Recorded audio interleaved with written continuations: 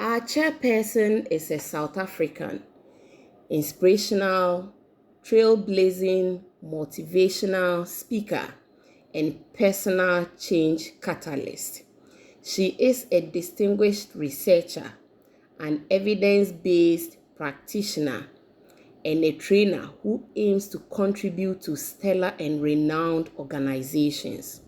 She has worked in various capacities as a facilitator, a manager, and an advisor.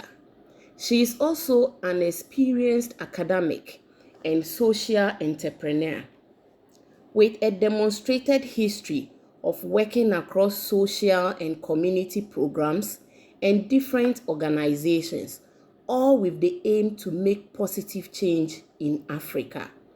She has expertise in building and running evidence networks for evidence-informed decision-making. She is committed to building collaborative solutions. Currently, she is the director and co-chair for the Africa Evidence Network since 2017. I'm so much privileged and excited to introduce to you Ms Siziwe Ngcwabe. Thank you very much for accepting to do this for us. Please, you may have the floor. This reminds me of a particular proverb that says, judge each day, not by the harvest, but by the seed you plant. So this is really important to say to this group, continue to plant seed that will leave a legacy of service, particularly for these practitioners that we are trying to build to make sure that they make a difference in the continent.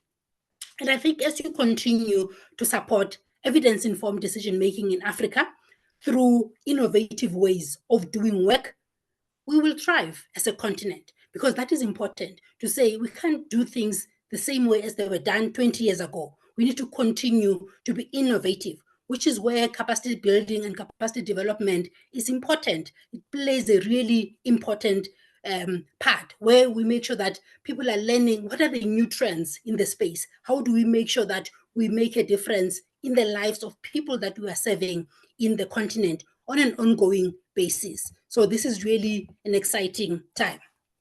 And I think I want to also emphasize that let us not forget our young and emerging leaders in this field, particularly those ones that are under 35. The baton needs to be handed over as we progressively grow and make a difference. We must nurture, empower, and amplify their voices, because they're a key voice in the space. We are growing older, so that experience need to be filtered down to them. So I'm excited when I heard that you have a mentorship program where you make sure that you mentor some of these upcoming leaders in the space. And so that's a very exciting program as well. And the AEN does the same to make sure that we continuously build the space.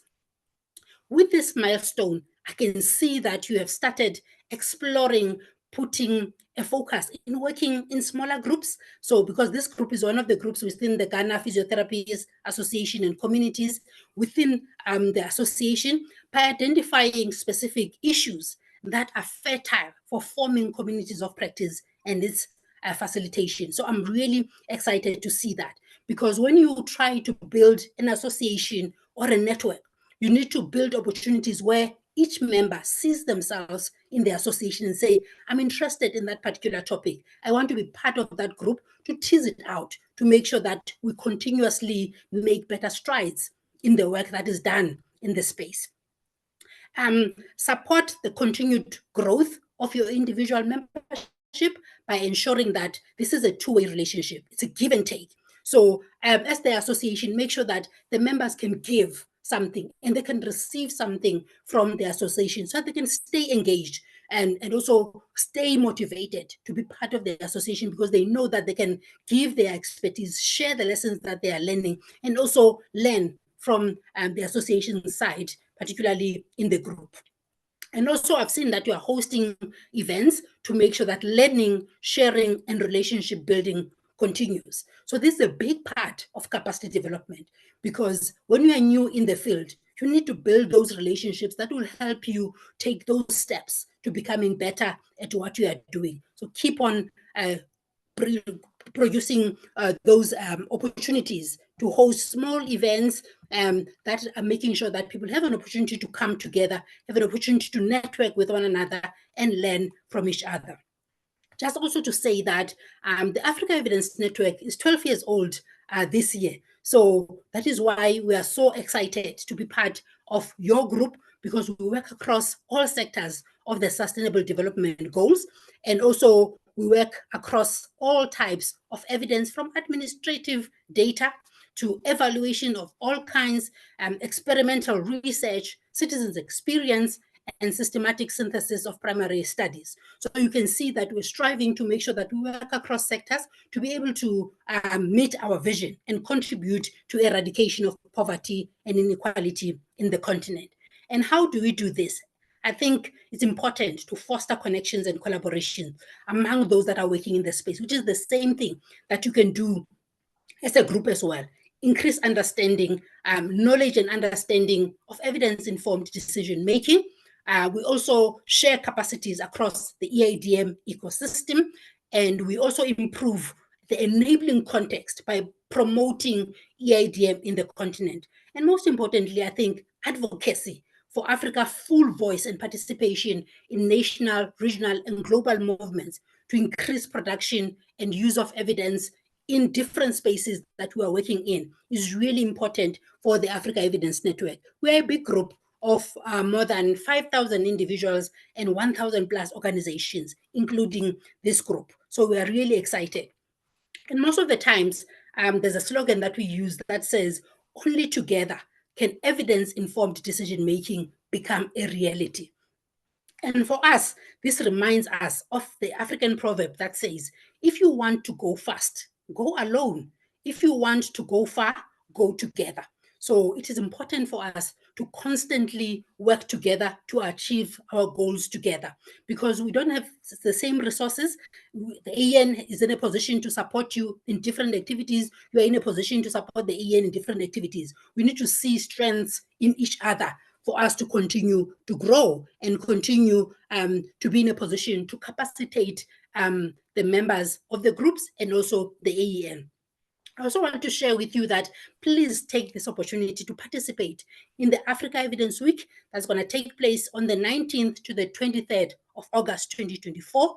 And this opportunity, this event is going to be fully online. It's going to give you an opportunity to continue conversations that are happening behind the scenes within the group, and also continue the celebrations of this 2-year anniversary, because I'm sure there's much more for you to celebrate in this space. And also there's much more for people to learn from you for how you've done your work in the past 2 years.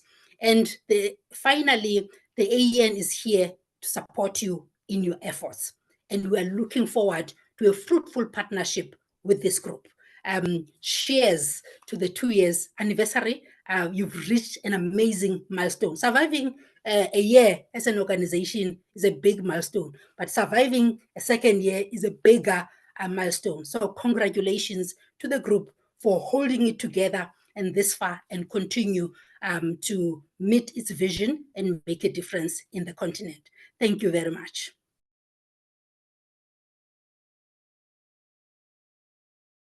We have, I'm sure, more than 100 people attending this event. That means we are a community. Let us look out for one another. Let's build sustainable ways to partner with one another to enable progress in the practice. I'm sure there are some people that are very experienced that can raise up their hand and say, I want to mentor young and emerging leaders. And I think that is, there's a statement that is also important that I always like to use. We need to stand on the shoulders of giants in this space. There are people that have done amazing work within the physiotherapy space and rehabilitation space to make sure that we are able to support the use of data and evidence to improve policy design and implementation for the 7 million people you spoke about, Beatrice, that need rehabilitation. So the gaps have been identified in the space. So we need to find collaborative ways to work together to make sure that we take steps towards ensuring that we close those gaps and improve the service to our communities. So I'm really excited about where a 5,000 community of 5,000 individuals in the continent and beyond that are really rooting for you and interested in the work that we do as a community, because you are part of the community. So thank you very much for sharing your 2-year journey, and it's really an amazing one. And I'm looking forward to seeing the best that is yet to come. Thank you very much.